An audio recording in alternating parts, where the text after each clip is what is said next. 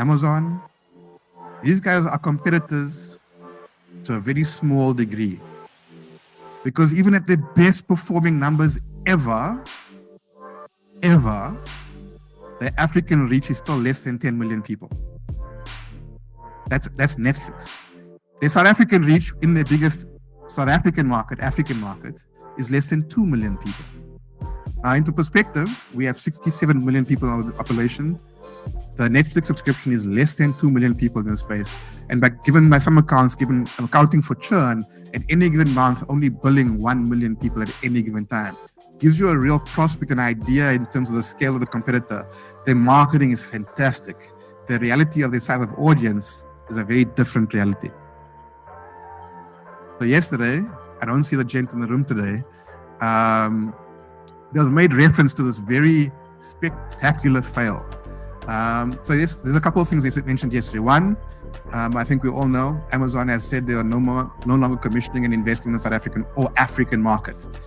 Let's just take a moment of silence to recognize the spectacular failure, right? Amazon ultimately is a retail business, so we understand that video is not their bread and butter, but to succeed in video in this space, you need local content. And this is not an African reality, this is a global reality. If you're in France, you do French content. If you're in America, you do American content. But only here, because of the decades of how pay TV has imported and localized international content, is it understood to be a reality that to make a success of an OTT service, import what people think is culturally nuanced in America, Super Bowl, suddenly resonates with every local individual in an African market. Spectacular fail. So let's talk about Disney. Anybody remember when Disney launched? Did anyone pay attention to the headlines? They were the quickest to 200 million global users. Remember that headline? Beautiful headline. It actually rocked the market so badly, it knocked back Netflix's share price, saying that the crown is finally going to be handed over because here Disney's coming. They have a massive library. They appeal to all ages of the market, and they are the fastest to 200 million users. How did they do that? They spent the first 18 months of the launch giving away free subscriptions. And one of the key markets in which they had scale was India. They partnered with Star. They gave away 12 months worth of Disney subscriptions, and it inflated their numbers.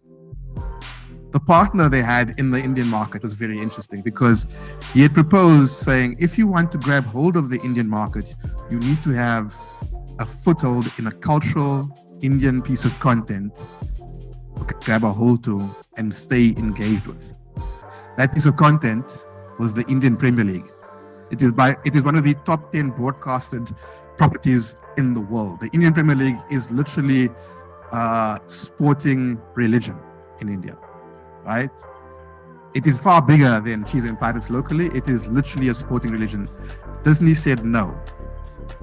This gentleman took this property, rolled out into his own streaming service, paid the money for the IPL, and in less than 12 months, overshot Disney in the Indian market.